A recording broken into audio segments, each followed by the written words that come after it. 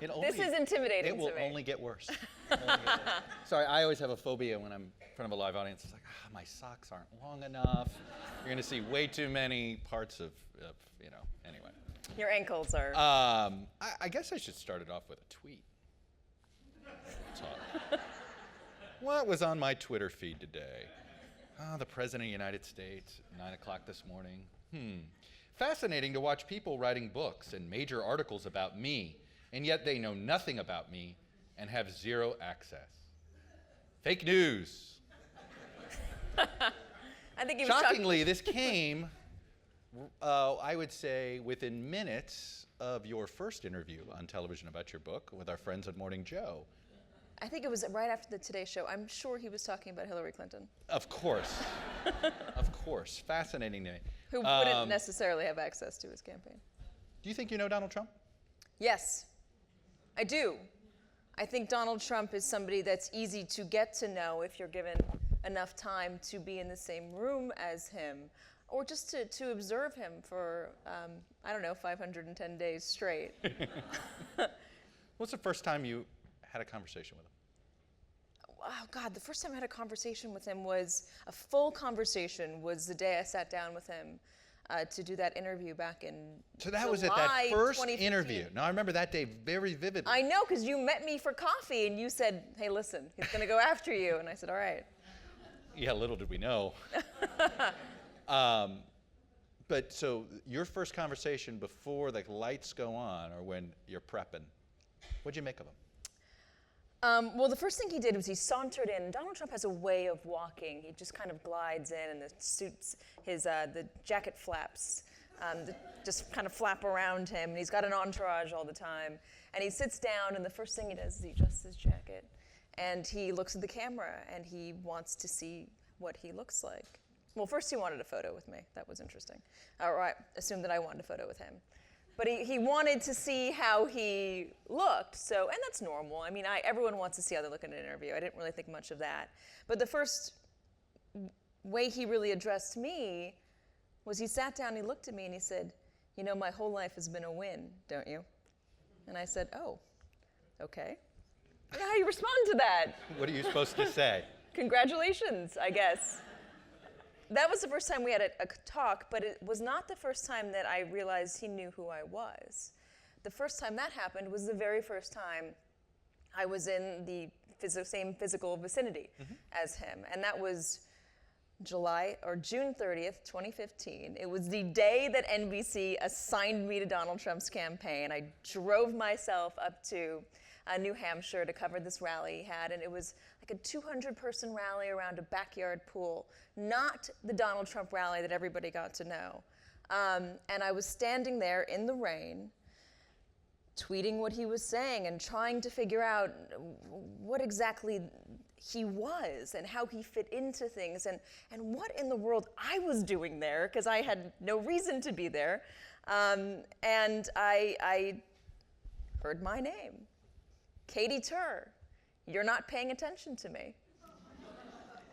And I looked up and I thought... It's like a school teacher moment? Like, Katy Tur, stop chewing gum, pay attention. Was it that? It seemed that way, and there was a kind of a smirk on his face. And I remember just yelling out across the pool at him, I'm tweeting what you're saying, which he liked. And then he moved on with the conversation. So he announces, and the president of NBC News at the time is a woman by the name of Deborah Turness, and she comes to you. I remember a conversation she and I had about the idea of you covering Donald Trump. And I remember the conversation where we concluded, well, we don't know. Maybe she'll be into it, maybe she won't, maybe it'll work, maybe it won't, but he's not gonna be a candidate for very long, so let's give it a shot. We're still waiting for see how long he's gonna be a candidate. What did you think when she called you up about this? I got a heads up. I have sources within the building. Nice work. Look, yeah. You should know. In fact, if you didn't know in advance, then you weren't qualified for the job. Exactly. So I got a call. I was heading into a doctor's appointment because I was I was there for home leave. I lived in London. It was the first time I'd come home in 9 months. You just moved to London. I had just moved to London. I was starting what was supposed to be this overseas adventure, this glamorous adventure where I got to travel the world and really live what was my dream job and my dream life. And I purposefully didn't come back to New York for 9 months so that I could really feel at home there and I wouldn't miss my old life. So I finally come back, and I'm going to this doctor's appointment, and I get a call from my source who says, heads up, Deborah Turnus is going to assign you to the Trump campaign. Says it really fast. And I said, I'm sorry, what? Assign me to what? And he said, you better figure out what you want to do. Verdi's going to call you. Verdi's one of our bosses. And Verdi's the kind of person that you want to have an answer when he calls, otherwise you'll find yourself in an uncomfortable position. And so I paced around. I called a friend of mine who was an embed on the Romney campaign in 2012, and I told him what they were proposing, and he just laughed. And he laughed, and he kept on laughing. And then finally, when he stopped laughing, he said, yeah, it'll be short. Did you fear you were being set up? Did that ever go in the back of your mind? No, not that I was set up. I had a conversation with one of my old news directors today, and he was congratulating me on the book, and he said, do you remember coming to see me to talk about your, this decision and what you were doing, and just bursting out in tears and saying, they don't take me seriously? And I didn't remember that. I apparently wiped that from my memory. But I remember feeling like, well, is this a good idea for my career? If they really thought that I could do this, wouldn't they assign me a candidate that had more staying power? But I mean, that's because listen, I wasn't a political person. I wasn't a political correspondent. I hadn't lived in Washington. Did you ever think about saying no? I did. Yeah? How close were you to saying no? I was close. I was really on the fence. I had a Sicilian vacation lined up a few days before this happened with a lovely French boyfriend that I had. I was really living the life. Well, you are describing, it was great. In our business, we hear the legends of the foreign correspondents, and they're all like that. They all have the boyfriend or girlfriend somewhere in another part of Europe. Yeah. And then friends all over the world. Yes, and it does, it's fantastic. I mean, you go to some truly There's terrible a reason places Richard Engel sometimes. is addicted to it, though. Yeah. I mean, God love him, but he's addicted to the lifestyle. And you can't sometimes. blame him because you get to see everything, you get to meet a ton of people, and it's a wonderful romantic experience. It's a dream job. So I thought about saying no, but then again I said, it won't be that long. So you've been on this sabbatical from your previous job. No. Did you ever think you were going to write a book about this experience? When did you decide to start chronicling it? I'm going to blame Peter Alexander for this. Because early on in the campaign, when Donald Trump kept making news and just wouldn't stay out of the headlines, he said to me, you really should take notes. Everyone told me when I got on the campaign trail. By the way, everybody notes. says this to Everyone you. says Every this. friend Whenever will say you this. get on a campaign, that's what the first White thing they House, say. whatever. Take notes. Take notes, take notes, take notes, take notes. And I remember hearing the advice and thinking, yeah, I should. And I took some notes early on like that. And then I put it out of my head because this was all consuming. And the idea of writing a book about it just seemed far-fetched. But around the winter, late winter, early spring of 2016, I thought about it more seriously because it was so unbelievable that it felt like somebody needed. It's a good title for a book. Yeah, it's great. Needed to write it down and not to do a big political analysis of what it really means for America, but more just to document the day-to-day insanity that was this campaign. Insanity in terms of travel, in terms of not knowing where you were going, not knowing what would happen the next day. The campaign was difficult. The candidate was unpredictable, or predictable in his unpredictability. It just felt like something that if you didn't write it down, nobody would believe it. Did you ever say, I shouldn't write this book yet. I should wait? Yes. And then why now?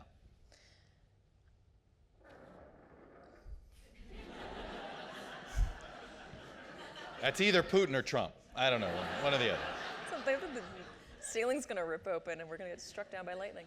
I think what we are in danger of doing today, we did last year, which was discount what happened and discount the political devotion that Donald Trump's supporters had and still do have, and misunderstand once again why he resonated the way he did. And I think this book is a really good reminder when someone comes along and says, oh, you know what, he has just gone too far, and people are galvanized in a way they weren't before, and there's no way he can get reelected.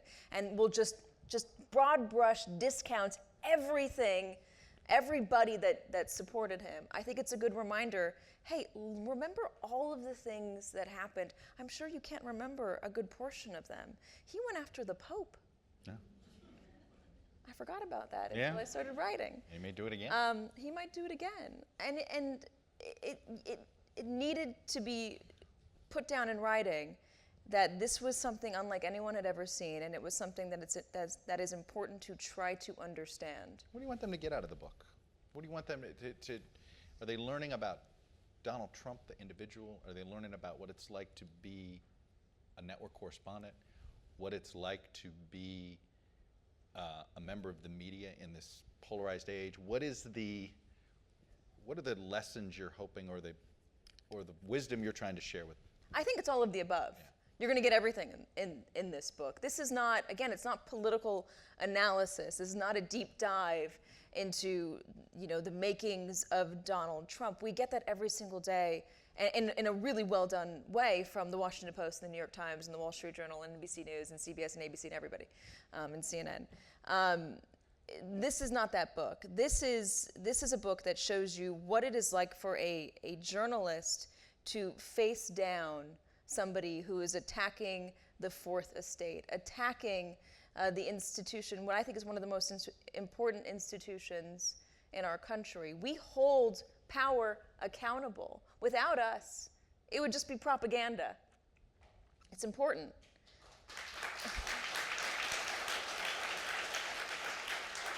But then also, I think part of the problem we face, Chuck, is that people don't know us any longer. They don't interact with us. They don't see us as regular human beings, people with lives back home, people who struggle to zip up their pants sometimes because they've eaten too much road food. The everyday, the mundane aspects of life that can be quite entertaining when you're living out of a suitcase. He ever resonate with you? Yeah. You think, boy, no, he did. He absolutely did. Donald Trump, I see what he's getting at there. Absolutely. He totally did. And I talk about this in the very beginning of the book. I do get it. I mean, you can't send your kid to school with a peanut butter and jelly sandwich because someone has a peanut butter allergy. You can't tell a off-color joke or a joke because you're worried you are going to get fired. The idea that patriotism sometimes gets labeled racism or xenophobia.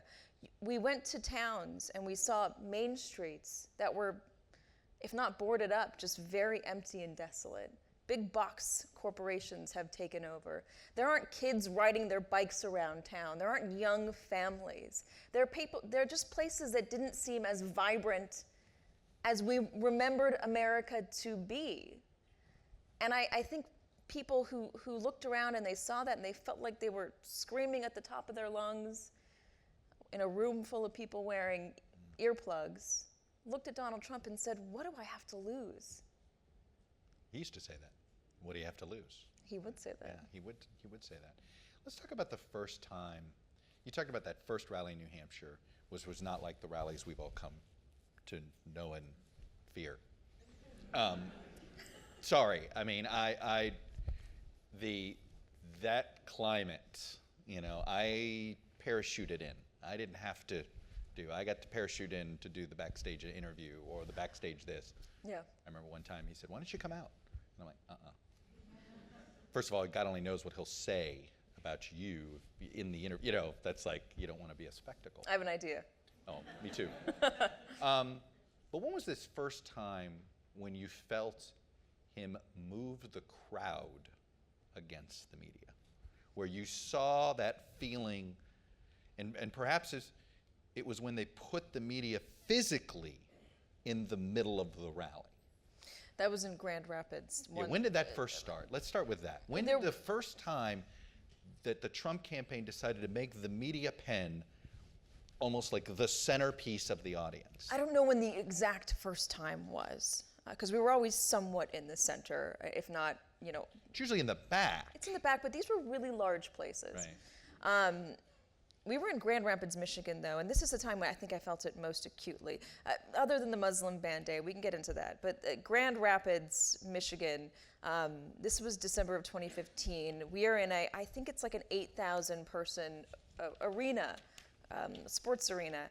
And the press pen, it's a couple days before Christmas, the press pen is in the middle of the arena, on the floor. There's probably 30 to 50 maybe of us in the media, surrounded by bicycle racks, and the rest of the place is filled with Donald Trump supporters up in the rafters and everything. You are literally surrounded. It's like a Roman Colosseum, as I write in the book.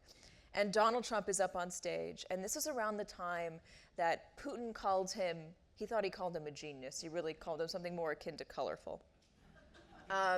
His stablemate. His stablemate on 60 Minutes. Stablemate. His stablemate, which Yes, makes no such a sense. Great line. I don't know. I don't know what it means either, but Me neither. So a couple days before, he's praising Putin, and he's on with our colleague Joe Scarborough, and Scarborough is it sounds like he's called in from his bed. Maybe he was doing that. I don't know, but that's what it sounded like. It's what we've all assumed. What's what we've all assumed? The phoners are from bed. Yeah. Used to be. Or sitting around the breakfast table with Melania. Who knows? And Joe Scarborough said, this is a man who kills his political opponents. Political dissidents turn up mysteriously dead. Journalists turn up mysteriously dead in Russia. I covered some of those stories when I was overseas for that short time I was there. I know the stories of journalists who dared to question the Putin regime getting shot in the head point blank in the elevator of their own apartment building. It gives me chills just talking about it. It is terrifying. And Donald Trump waved it off. We do a lot of bad things too. So this is the climate. And then he gets on stage a couple days later, and he brings up Putin because the media had obviously been talking about this.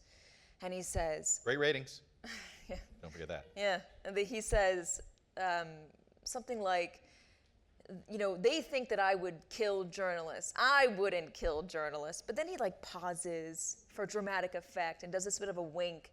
Maybe I would. I hate them. No, I wouldn't kill them. And the entire place is roaring. They're booing at us, or they're laughing at him. And maybe the vast majority of those people knew he was really joking and saw it as one big act.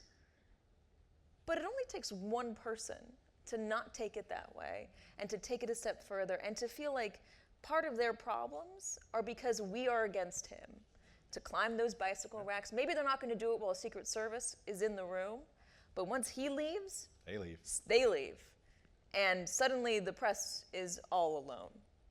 And it's scary, and we are far outnumbered. I remember I got on the exchange, the morning call that NBC News has, that next morning, and I said, I got to tell you guys, I was terrified. Do you think we listened well enough to you? And I say this, when I say we, I'm speaking for the collective of NBC, because I've been thinking about this a lot while reading your book.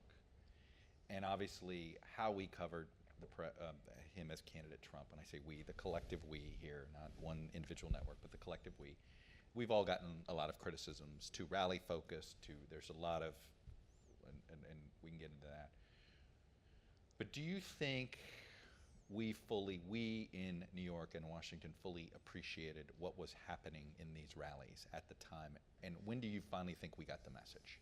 I think at first, no, because I think it reads very different on television than it does when you're in the room. It just does, and that went both ways. One, it sometimes looked more serious in the room than it did when you were I remember there. there'd be times we'd all panic, Andrea's in the room and Andrea'd be like, we got to do something about this.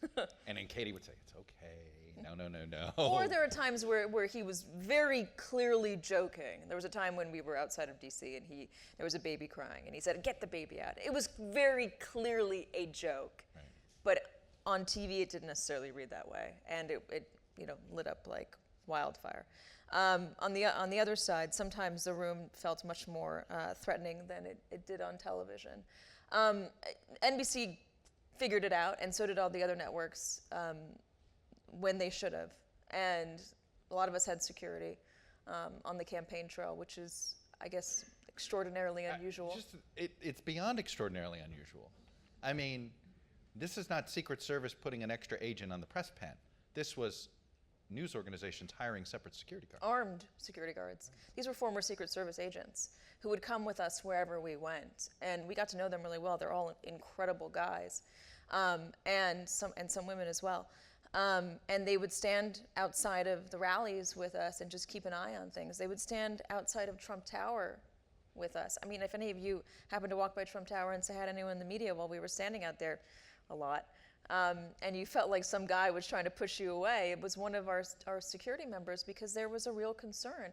And remember, put this into context. 2 journalists in Virginia were murdered on live TV. Live television. Yep. About 2 Not that long ago. Yeah. Now, a year and a half, 2 years ago. Turned out to be a weird lover's quarrel, but still, it could have been. We don't know what that was. Still, we don't know, and so it was a really scary time. What would be, so he'd single you out at one of these. The first time he did it, what was the social media reaction?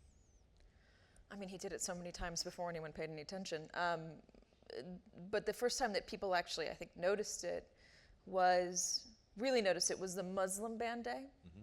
Well, I mean, he would tweet, and they would notice it on Twitter. Muslim ban day. Well, there was my birthday. Daphne Linzer, she's in here and she'll laugh at this. My birthday of 2015, I was at a Trump rally in New Hampshire, and he called me terrible, and it was a great birthday present. Anyway. Did somebody inform him that it was? I don't think anyone told him it was my birthday, or maybe they did, and that's why he did it. Who knows? He didn't like the poll numbers that I reported about Ben Carson, as if I control the poll numbers. Anyway. But the Muslim ban day, this was December. Sorry, I have all these dates in my head. It's probably, I sound like Rain Man. You should write a book and write it all down. Be able to get a good oh, right, that's what we're Yeah, exactly. December 7th, 2015. This is Pearl Harbor Day. Yeah. What better day to do the Muslim? What better day to do the Muslim ban than on Pearl Harbor Day? And it was actually just a day that just seemed a little dull. President Obama gave a speech the day before about terrorism. San Bernardino had just happened a few days earlier, and he was addressing the country. And Donald Trump, I guess, wanted to come out much in just the opposite fashion of President Obama, really hard line. So he catches all of us off guard by announcing in an email blast that he would ban all Muslims from coming in the country. We had just a little color behind the scenes. When you're in Charleston, South Carolina, you try to eat as much food as you can because that is the culinary capital of this country. And we had just, Ali Vitale and Anthony Terrell, my producer, and I had just stuffed our faces at a great lunch place. And we went back to our hotel to I smile when I talk about this because I love the food. It's the best part of the whole trail.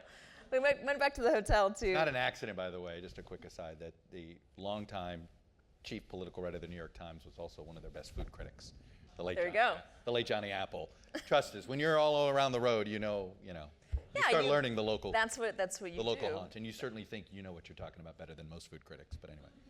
I do. You should talk to me about food sometime. If you ever need a recommendation in Charleston, let me know. Anyways, we went back to the hotel to get a jacket. It was a rainy, miserable day, and Sopan Deb, who I think might be here, was there. He's a CBS embed. He was really great at tweeting the whatever Donald Trump said whenever he said it. Was sitting on his computer, and he gets this email blast before Ali Vitale and I do, and he just his face just drops. He looked like a cartoon, and he starts laughing awkwardly. What's going on? He said, "Oh, you'll get it in 6 seconds." So Ali Vitale and I are aggressively refreshing our email. Oh my. And then it pops up, and it is this unexplainable statement. How do you explain what he is trying to do? And it was so broad at the time. The total and complete shutdown phrase? Total and complete shutdown of all Muslims entering this country. It was so broad, there was no detail. The campaign couldn't answer whether or not that meant Muslim soldiers who were deployed overseas, Muslim athletes who were competing overseas, Muslim citizens who might be visiting family overseas. Did that mean he was also going to deport Muslims? Nobody understood it. It's a long story to get to a short answer. Sorry. So we go to the rally, and this is in the belly of a old World War II warship. And it's right outside of Charleston, South Carolina. A bunch of vets. We go up and down the line. Ali Battaglia does interviews with everybody up and down the line and tries to find anyone who might think that maybe this isn't a good idea. And the most that she could find in that immediate reaction was, this is before he took the stage, was, I've got to think about it. The rest of them said this was a great idea. Some went further, and an Iraq War vet said, it is an insult to all of those I served with to have any of them in this country. A better idea would be to ship them all back. So that was what it was like. And, San Bernardino had just happened. Donald Trump was basically saying President Obama wasn't keeping you safe. He wasn't vetting people coming into this country. And the media is essentially complicit in this because we're not reporting the truth, what he saw as the truth. And so they're angry, and they feel scared, and they feel threatened. And who is the proxy? Meanwhile, two random people, as far as the president's concerned, just tried to shoot up people in San Bernardino. Yeah. I mean, let's keep reminding, this is the climate and the atmosphere and the concern. Yeah. And the proxy for all of that anger directed at, the proxy for the establishment, for the Obama administration, is this group of reporters who are pressed up in this press pen, which is smaller than usual, and this place is more crowded than usual. We're slammed up against a wall, but we're still in the middle of the room. We're surrounded on all sides. There's really no way to get out. And Donald Trump takes the stage, and he takes a long route to get into the Muslim ban, talks about his poll numbers, which he always started with, no matter the occasion. Yes. And he was angry at me about a tweet I sent a couple days earlier. This may have been at the time when the campaign used to actually call me to complain about your tweets. Oh, did he? Yeah, I remember when we would get some of his minions that would do that too. If they weren't satisfied with complaining to you, they complained to she's tweeting. Well, Hope Hicks would email me and say, Mr. Trump thinks your tweets are disgraceful. Not nice. That's what I wanted to title the book, actually. Not nice. But I got overruled. Unbelievable is a lot better.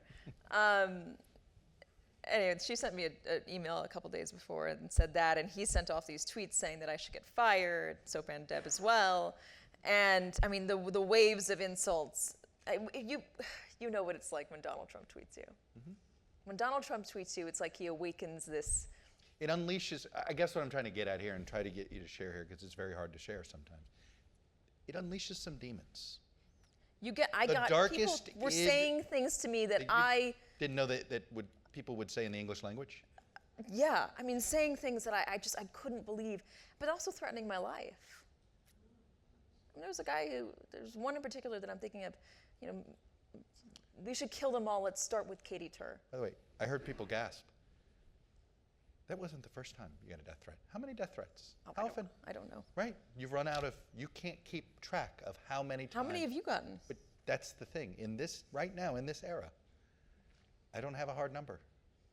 I'm guessing you don't have a hard number either.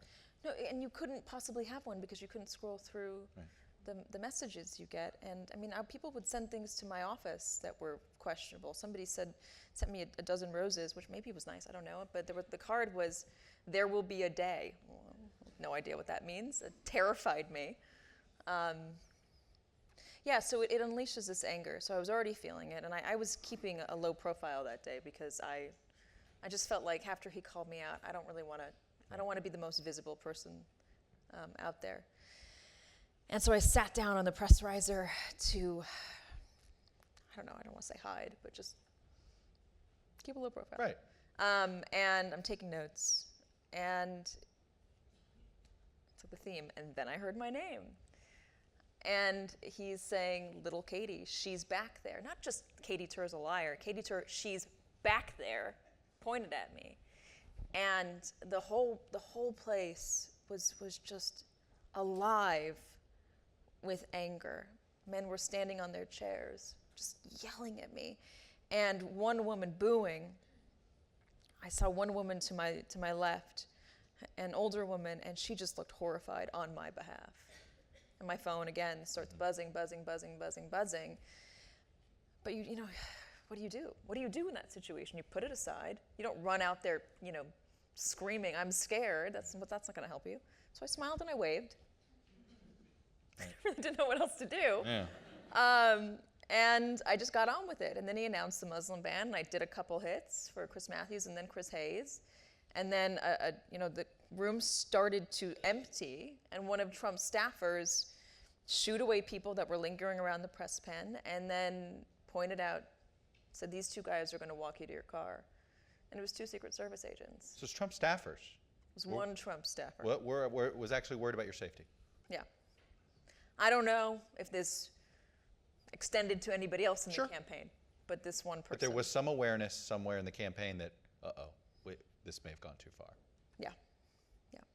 How often, after that moment, did you notice Secret Service lingering more around the press pen?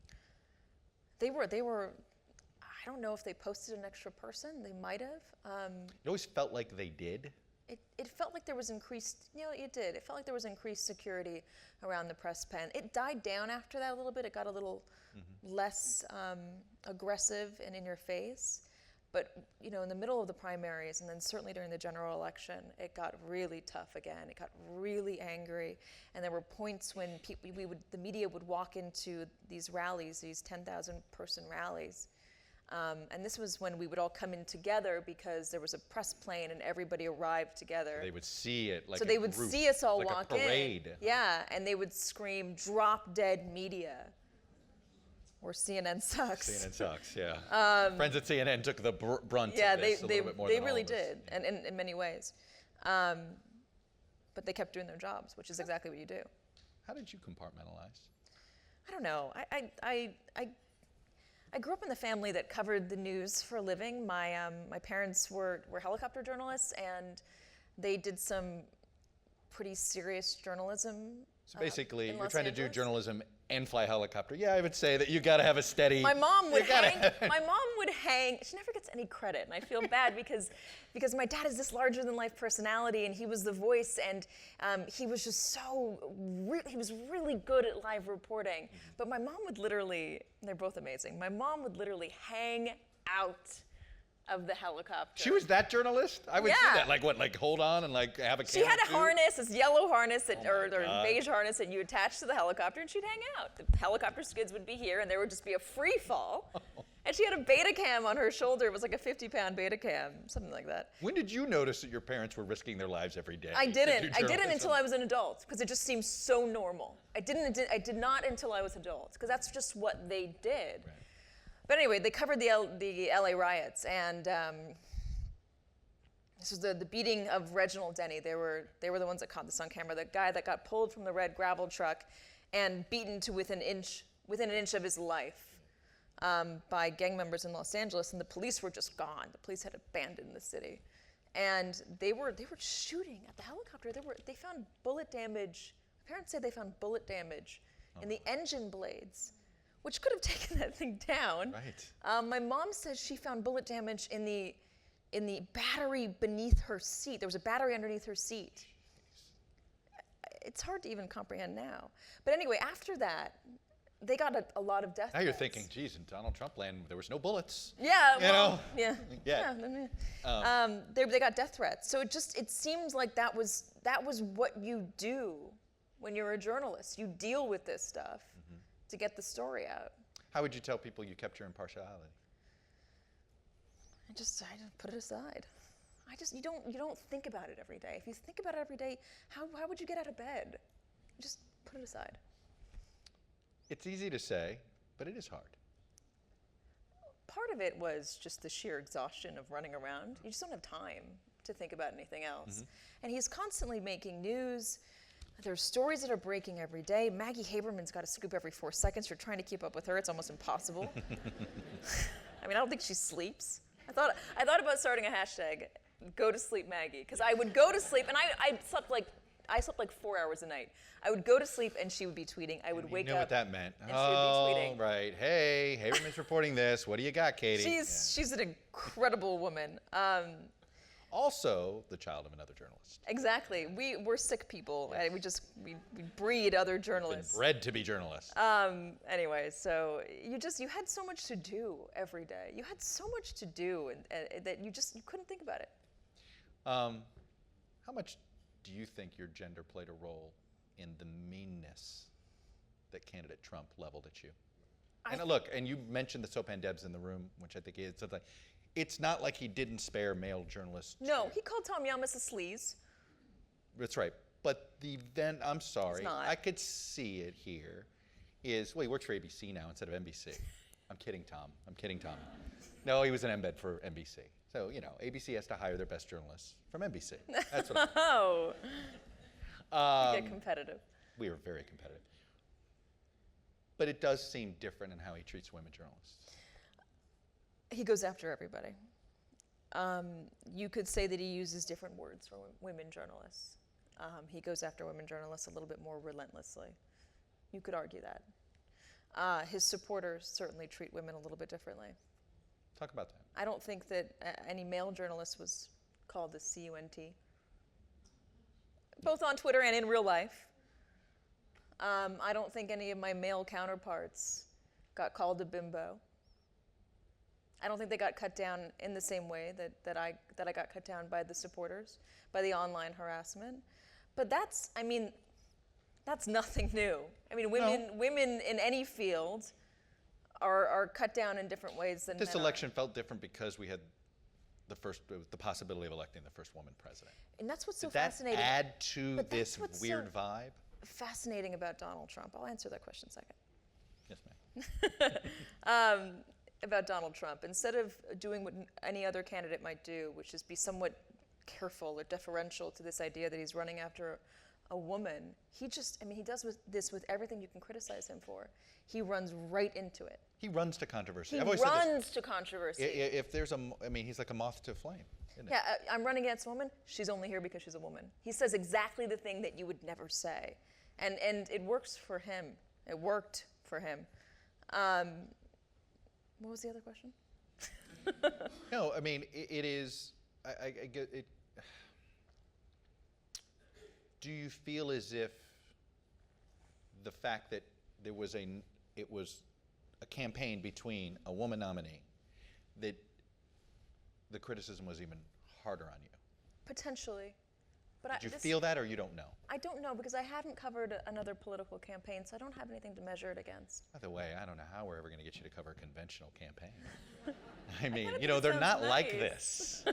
They're really not. Can we just have a nice relationship with people? I mean, a tough relationship, certainly to report the truth, but a cordial one. Can call them and not get berated. Be nice. Get the phone calls answered. Be great. Let me ask it this way. What would you tell 25-year-old Katy Tur about becoming a network correspondent? I would say... Covering Donald Trump. I would say you're not going to believe this. I would say a number of things. You're not going to believe this, but in 2015, you're going to find yourself sitting on a set with Chuck Todd. Oh, no. Talking about an interview you did with Donald Trump, who's running for president, and then getting complimented by Andrea Mitchell? No. I would have laughed in my face. But I think my 25-year-old self would be really proud and excited to become my 33-year-old self. It's amazing. You're only 33. How about that?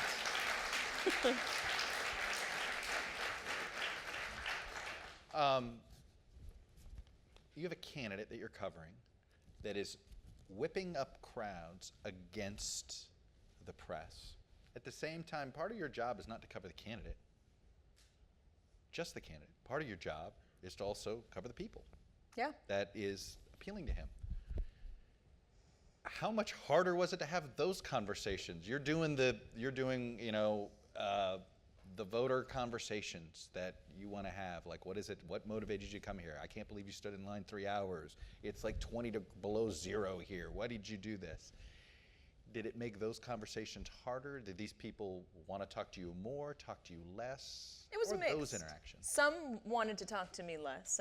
Some would say I that got they your questions here. believed I was just very biased and they didn't think it was worth talking to me. Others would say, I saw you with Chris Matthews. Can I have a selfie? Let's talk. Which actually happened quite a bit. I was surprised. And others were just really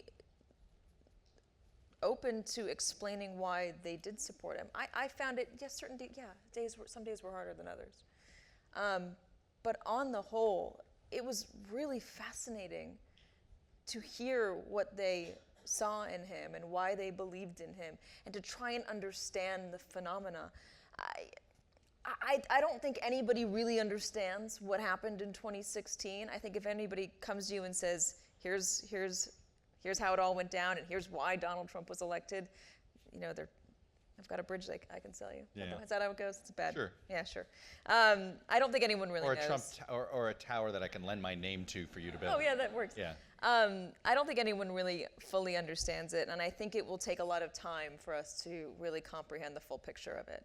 But I will say this: it was fascinating to find out why they were angry and why they believed, frustrated, ignored, whatever, why they believed that Donald Trump was the person that would change things, why they related to Donald Trump. That's always been the question I get. How is it that a New York City, Fifth Avenue Manhattanite billionaire, he's their working class billionaire, is somehow the man of the people, of the working class people?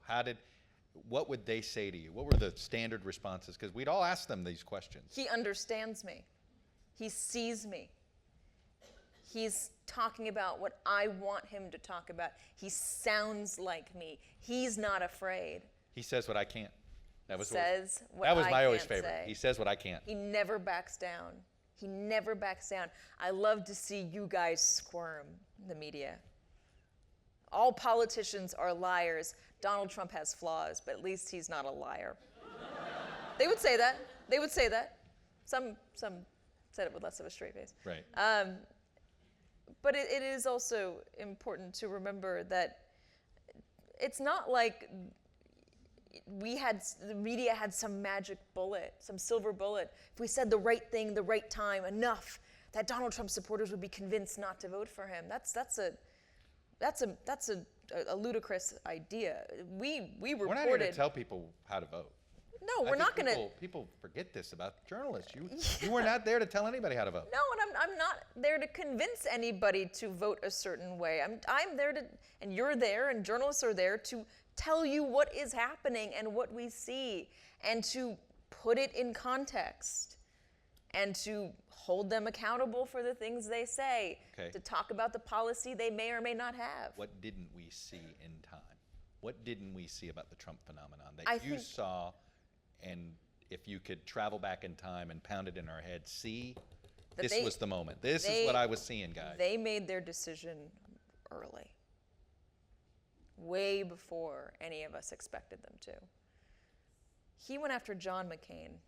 John McCain is an American war hero.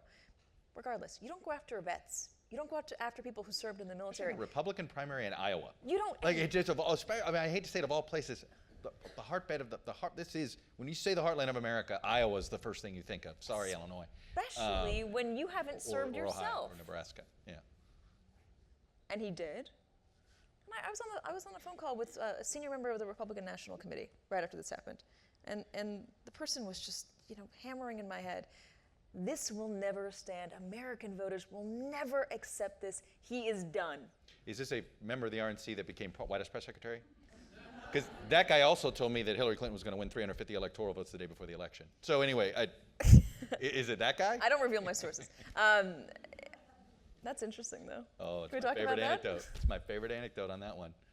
They did not think they were going to win. No, they did not. When did you know he could win?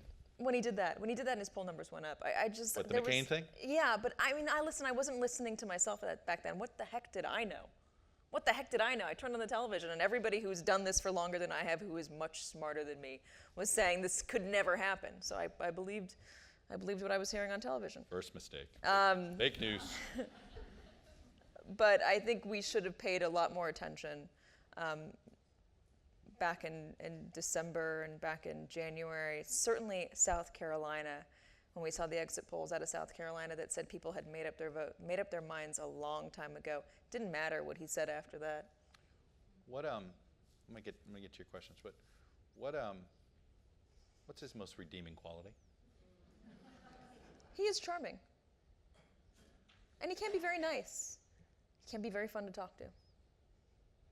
Privately, though, just not in public. Privately. Sometimes in public he'll be nice. I mean, he's not, I don't think he one-on-one, he wants to be liked. He really does want to be liked. And when he isn't liked, I'm not a psychiatrist, so I don't want to get into it, but like, Agree on that. you know, when he's with you one-on-one, he just wants to have a conversation. Usually about his poll numbers and how much whether or not he's going to win, but he's not attacking you to your face and telling you you're a liar and you're terrible and disgraceful. You're only that after you don't do what he wants you to do. Yes. And not to your face ever. One-on-one. Without a camera present. First question here from Facebook. Casey Stone asked the following. It's actually similar to a question I was going to ask you from the book. I teach middle school. Where some of your influences, and how can we drive young, let's see here. I teach middle school, who were some of your influences, and how can we drive young women towards success? Oh gosh, some of my influences. I might sound like I've got tunnel vision. My parents were my biggest influences. My parents and my grandmother, my family in general.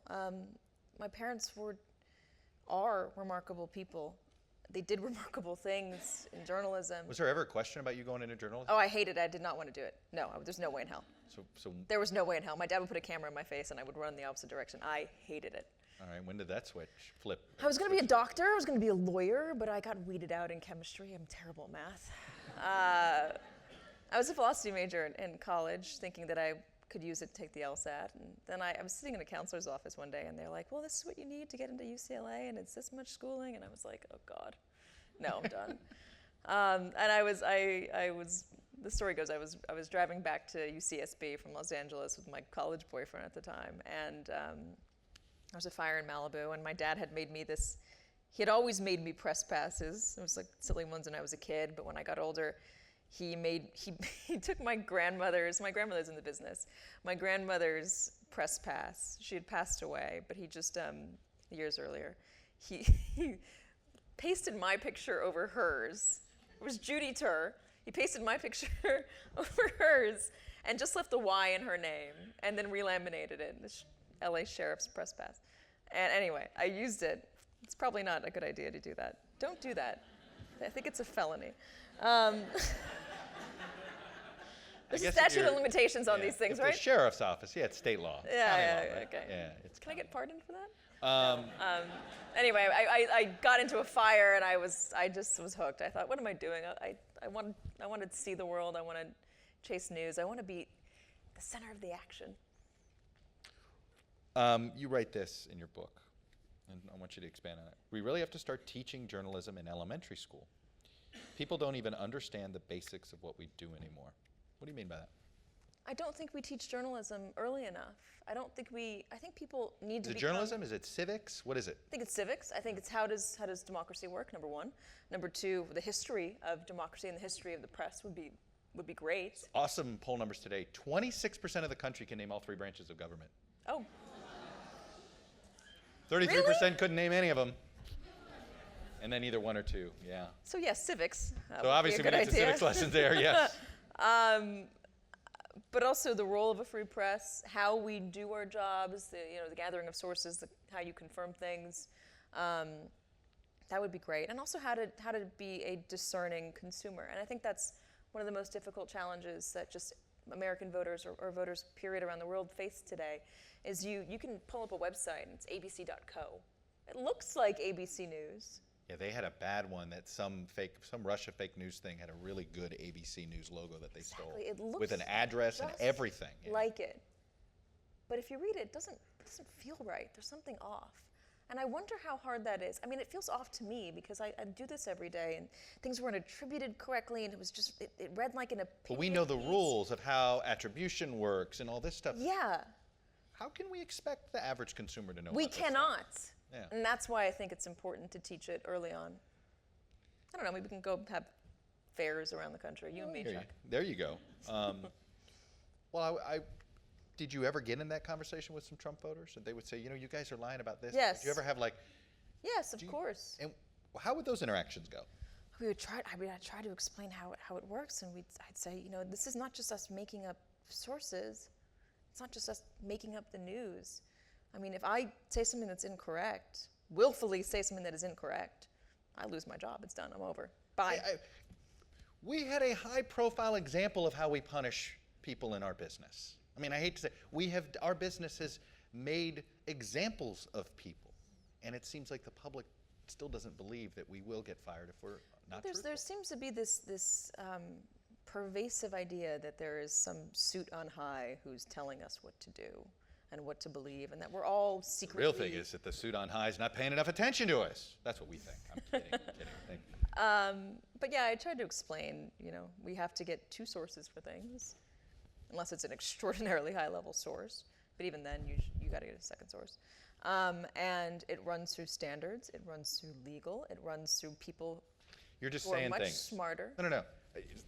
Standards, legal. Standards Go ahead. are the standard practices for what is allowed on air and what is not allowed on air, what is appropriate for air and what is not appropriate. Are you putting this quote into context? Are you sure you're characterizing this story correctly? Is it fair?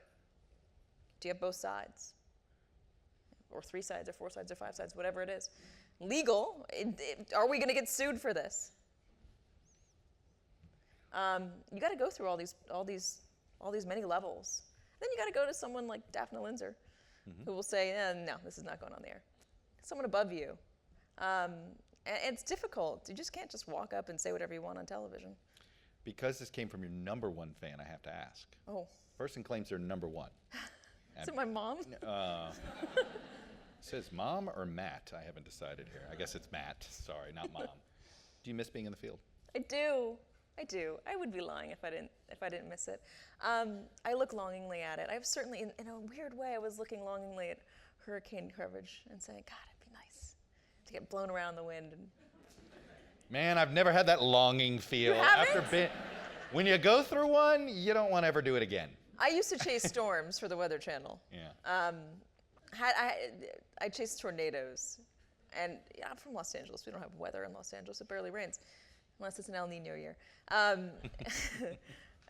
So I find weather to be absolutely fascinating. I do miss being in the field. I miss talking to people. I miss getting out there. I miss the only thing I miss more than not sleeping in my own bed is sleeping in my own bed. So it's kind of a... Give some advice to the White House beat reporters right now. Don't trust anything they tell you. Who weren't on the campaign, who have been thrown into this and are still trying to figure him out. Don't use the word pivot. That's number one. I think there's a tendency to overanalyze him and to project all sorts of strategies that he might be thinking He doesn't of. play chess. No, correct? He doesn't. Yes. He doesn't. He's not playing three-dimensional chess. I say he works from plays the a gut. very aggressive game of checkers. He loves to be kinged. Yes.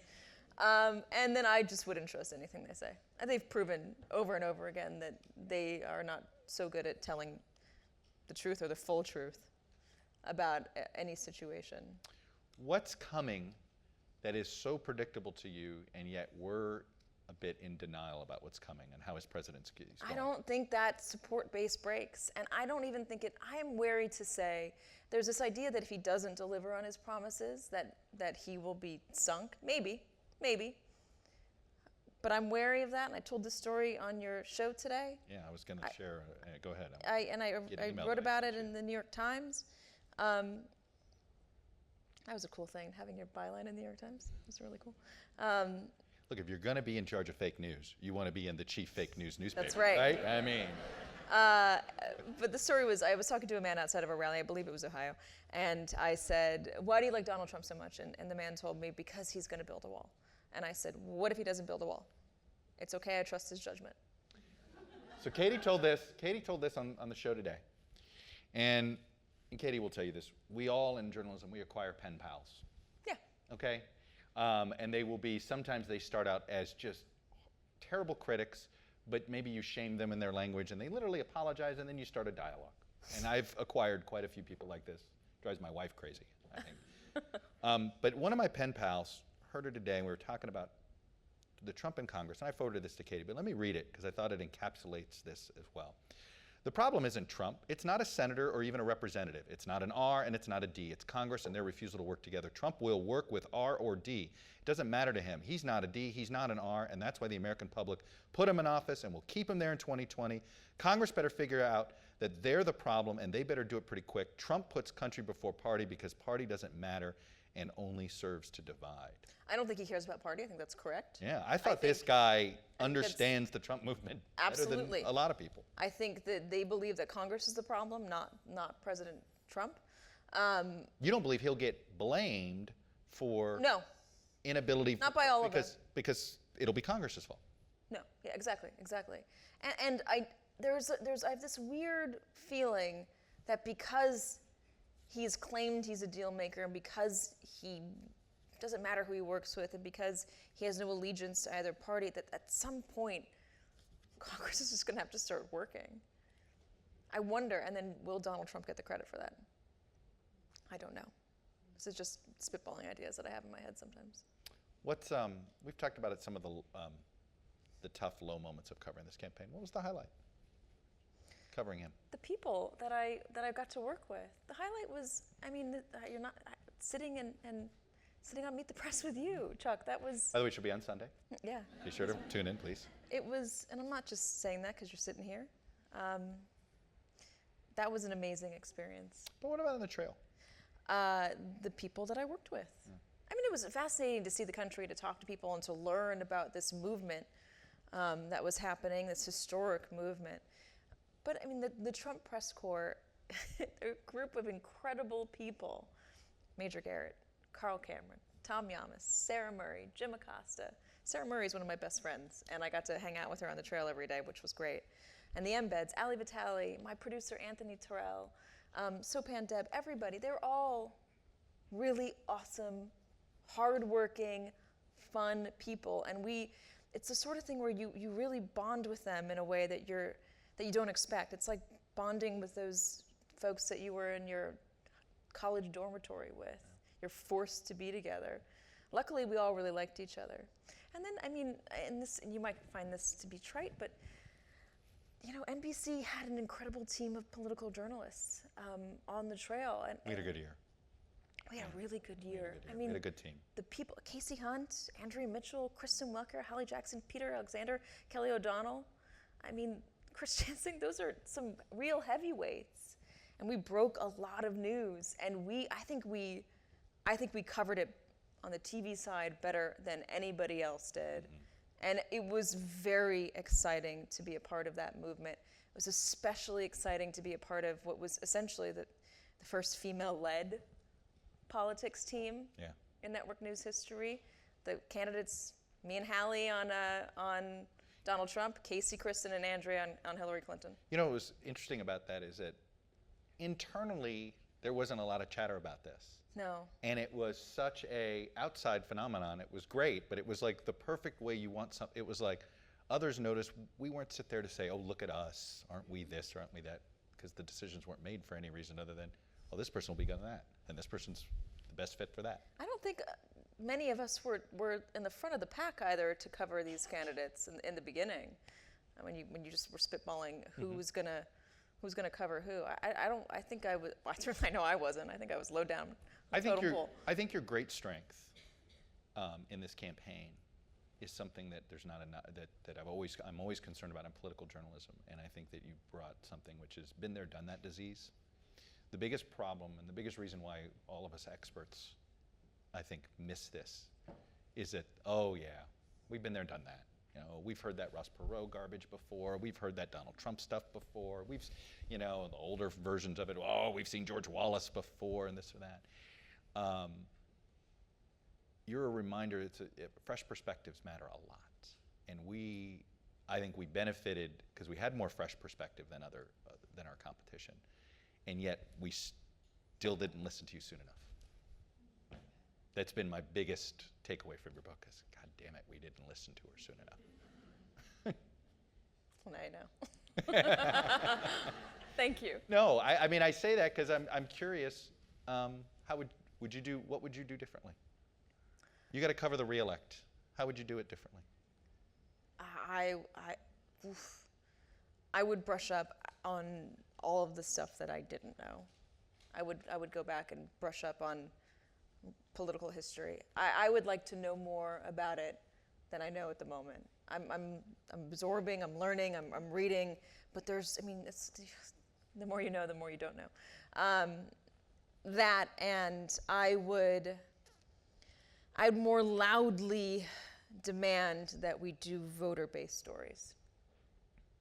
Voter-based stories. Let's talk to people, let's talk to people, let's talk to people, let's talk to people.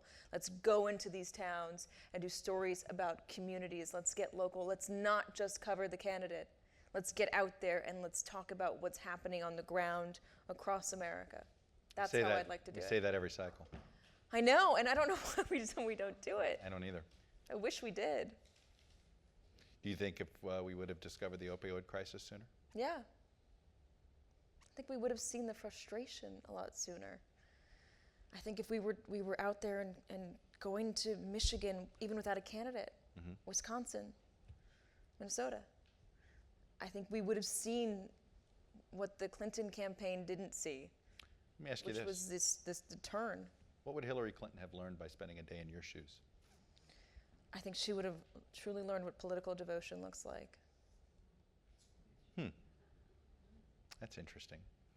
And I don't think maybe she wouldn't have called everybody a deplorable. How important of a moment was that? I thought that was catastrophic. You don't go after the voters. I mean, it gave them a reason to rally together. You're going after me. There's the mumbles in here. You always know I always think, oh, we're hitting on something here. Yeah. That's interesting. It was like a gift to them. I remember talking to somebody in the campaign right after it happened, and they said, oh, we're going to go all out with this. We're going to have themes. And right after that, they came out with the Les Miserables, Les Déplorables. My French is horrible. And it helped. They had people made T-shirts. It was a rallying cry. It wasn't a good idea. Would she have understood the electorate better by spending time at a Trump rally? And I say this because there's vast amounts of politicians walking around Washington who don't understand the Trump phenomenon. I think Would they understand it better having been in Grand Rapids with you one night? Yes. And I think that goes for Mitch McConnell. Yeah. It goes for Paul Ryan. It goes for Hillary Clinton. It goes for Chuck Schumer. Anyone. Bernie Sanders saw it because a lot of there were some crossover voters there. I know she got 3 million more votes. I'm not discounting those 3 million more votes, but we are a country that works off an electoral college. And Donald Trump won the electoral college, even if he lost the popular vote. And regardless of whether or not the next person wins the popular vote against Donald Trump, what matters is getting out and finding a way to connect to voters in all 50 states. Not just blue states, not just red states. I think there needs to be a lot more crossover. Listen, I know I sound like an idealist here, but I think what boggles my mind still is just this divide and this inability to get along or to agree on anything, and that is what I think people underestimate about folks who voted for Donald Trump. A lot of them were just sick of the arguing, sick of it. And I think there's a lot of Hillary Clinton voters who are sick of the arguing. Why do so many people who think they know Donald Trump, why are they convinced he won't finish his term? Forget that. I'm not talking about Mueller probe.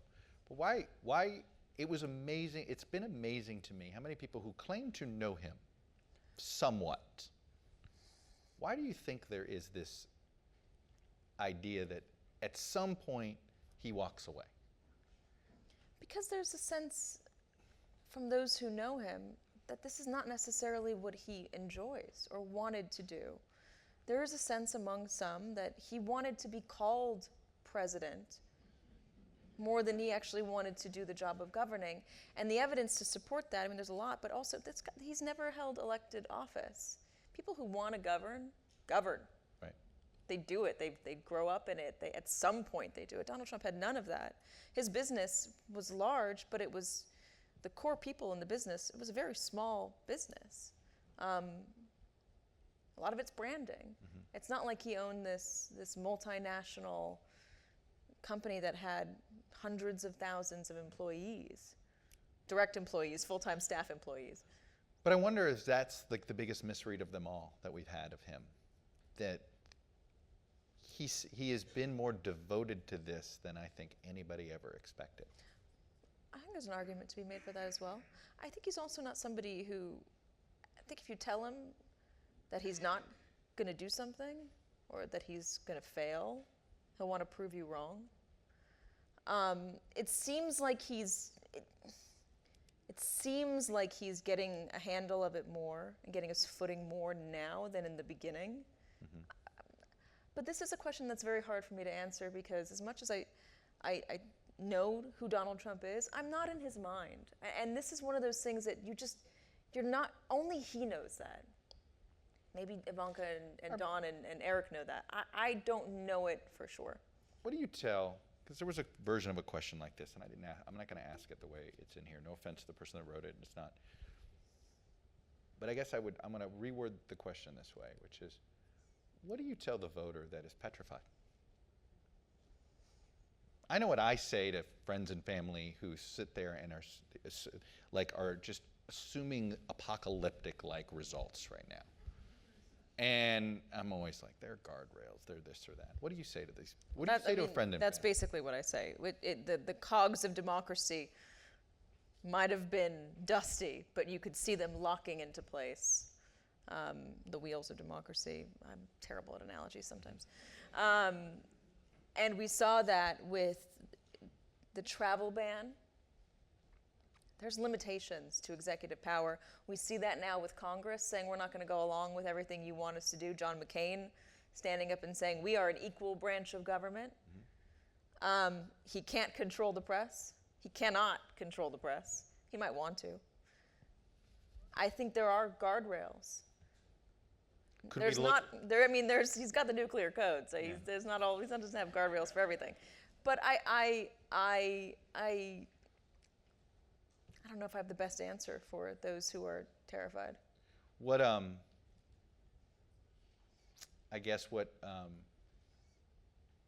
do you think he wanted to be president? Just for the title? Why did he want this? What's his motivation? I think there's a part of him who thought that he could make things work. Could we look back and if it's revitalized our democratic institutions, that while maybe his presidency, whether it's considered a success or not, that the candidacy was certainly a success because it was a wake-up call? Potentially, yes, I do. And I think it's been, in many ways, a great thing for journalism especially because look at what the Washington Post and the New York Times are doing on a daily basis. There's this arms race between the two to do better investigative journalism. And NBC and all the networks, we break a lot of stories every day. We found our voice again. And as much as people don't trust us, I think people are starting to trust us again. Have you thought about the alternative scenario of Donald Trump loses by a handful of votes in Wisconsin, Pennsylvania, and Michigan? And she's narrowly elected president.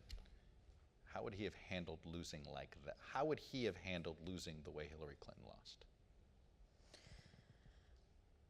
That is a really good question, and we thought about that a lot on that day. There was a real question about how he would concede. Would he concede? Would he say something so inflammatory that it would cause violence in the country? And that sounds hyperbolic, it sounds alarmist. No, there was concern about what happens if Donald Trump loses by a little. He'd been talking about voter fraud. For weeks, especially in the month of October. He had been saying, because they thought they were going to lose, so he was already making the excuses and laying the foundation. He was saying, you've got to watch what's going on in cities like Philadelphia. It's not very subtle. Cities like Philadelphia. Why Philadelphia? Geez, what's not Scranton? He wasn't worried about Scranton. He wasn't worried about Scranton. He was worried about Philadelphia. He was worried about Philadelphia. I guess the demographics. I don't know. Ed Franklin's vote. I don't know. Yeah, he might have risen from the dead, voted. So he had been laying that down, and he was also talking about this conspiracy, this global conspiracy between the banks and the media and the Clintons and the establishment, and they are all out to keep you, the American voter, the one who really want change and who want to see this country become great again. They're trying to stop it for their own interests. The idea that there might have been violence, I think, is not a far-fetched one. I have to say that's been the. I've thought about that alternative, and I don't know that could have been a bleak picture. And then what happens maybe in 2018 or 2020 if that scenario plays out, or even if it's a larger margin between the two? What happens? I mean, Chris Kobach has got this election voter fraud, election integrity commission. They're claiming there's all this voter fraud out there that there's no evidence to support. What happens with all of that? Those foundations are still being laid. I think we're nearing the end here. Good, your questions are getting too hard. Yeah. No. But I want to end on a little bit of an upbeat note. So, we've been like talking dire, which is just simply, how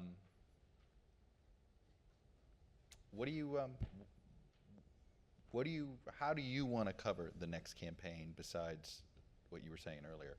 How do you want us to cover Donald Trump's reelection? How can we do this smarter and earn back that trust with the Trump voter that we're actually getting at right? Not just the public at large, but with the Trump voter. I want to get out there and I want to be in towns for more than just the rally. I want to talk to people. I want to sit down with people at a diner and say, what are you worried about? I want to go there and I want to cover the issues that they feel are not being covered. And I want to put those on television every day and not just have two talking heads yelling at each other back and forth. Not that we do that right now. We really don't. Yeah. That's not a fair accounting of what we do in cable news. But I just want it to be more about the people than the candidates. Do you think Hillary Clinton's media criticism of how we covered him is legit? What did she say exactly? Well, just putting on the rallies so much. And the overcoverage of the rallies, the overcoverage, she's got a beef on the email front. That's a separate conversation. That's not your beat. But I'm talking about how we covered him. That we covered him. Did we cover him too much like a celebrity? Did we cover him too much like a sporting event, a spectacle? Obviously, yes. Oh, sorry. These are leading questions, Katie. In our business, no. Yes and no. I think that, listen, when's the last time you saw 20,000 people show up for a rally 6 months before a primary? When is the last time you saw that? Name one time. When there are 16 other people in the primary. There were moments with Obama early, but yes. Okay, fine. No, I mean, look, before Trump, you're right. And in August. By the way, not on the Republican side. We had not seen anything like this on the Republican side since I can't remember. In August of 2015, he went to Mobile, Alabama, and he had it was blazing hot. Thunderstorms. 20,000 people showed up for this guy that everybody was laughing off. How do you not put that on television? By the way, this is my favorite moment of I think, pure honesty from the president is when he apparently said, yeah, Jeff Sessions only endorsed me that day because he saw the crowd and freaked out. And he put on the hat and went, oh, wow, yeah, make America great again, Mobile. I think there's some truthiness to that. The guy says what he thinks in the moment he thinks it, and he believes what he believes in the moment that he says it. It's not a lie, Katie, if you believe it. Remember that. We put him on TV a lot, but he was also unlike anything we'd ever seen, and we fact-checked him a lot, and we aired his controversies a lot, and we talked about all of the other lawmakers who were condemning him a lot.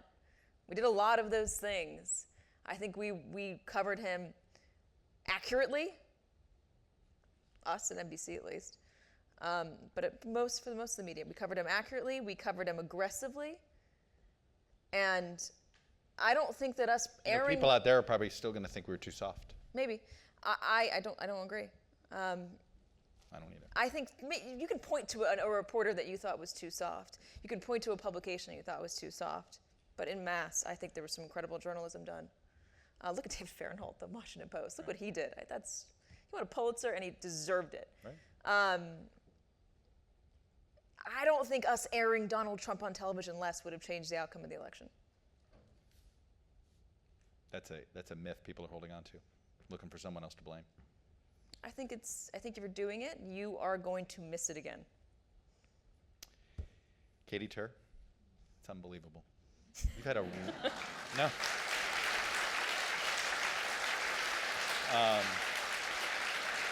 You've done NBC News proud. You've done the Trump press corps proud. You've done, and I'm so glad you did the shout out to all of our supposed competitors, because you're right. You know, at the end of the day, we're all fighting under the same banner of that First Amendment. And you know, if you're getting attacked today, they're going after, you know, our brothers and sisters at other networks tomorrow. And it's all an attempt to pit us against each other. And instead, you guys stay focused on doing your job. Thank you. Thank you, Chuck. Thank you. Let's hear it for us.